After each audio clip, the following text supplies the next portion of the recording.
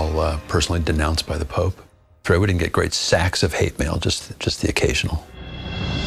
The film's headline-grabbing claim that Jesus and Mary Magdalene were married and had children is presented as fact and infuriates the Catholic Church.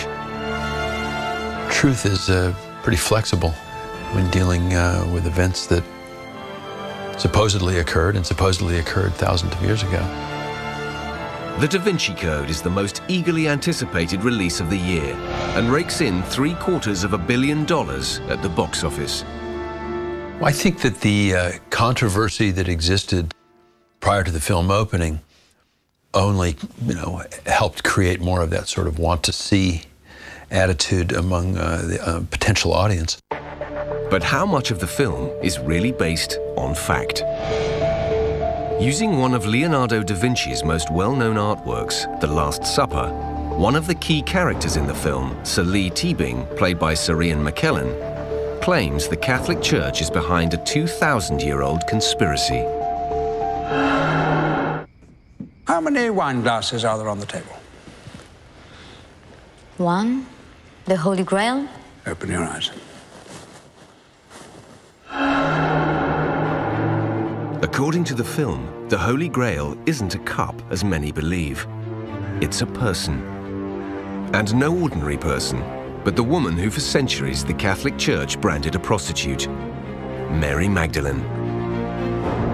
But what really incensed the Church is the film's assertion that Mary Magdalene and Jesus were man and wife.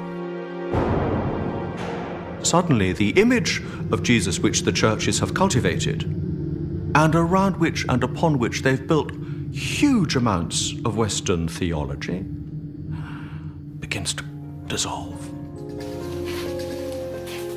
The question of whether or not Jesus was ever married has been argued over for nearly 2,000 years.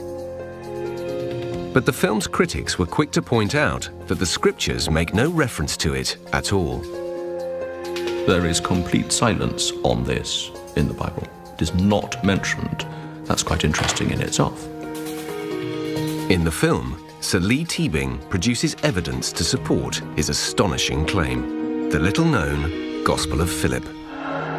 Christ loved her more than all the disciples and used to kiss her. But this says nothing of marriage. The Gospel of Philip does, in fact, exist. It was discovered along with 12 other papyrus books by a farmer in Western Egypt in December 1945. Scholars believe these books, now stored in Cairo's Coptic Museum, are translations of Gospels written by Jesus' disciples. Elaine Pagels, a professor of religion at Princeton University, claims these Gospels give a very different picture of his relationship with Mary Magdalene.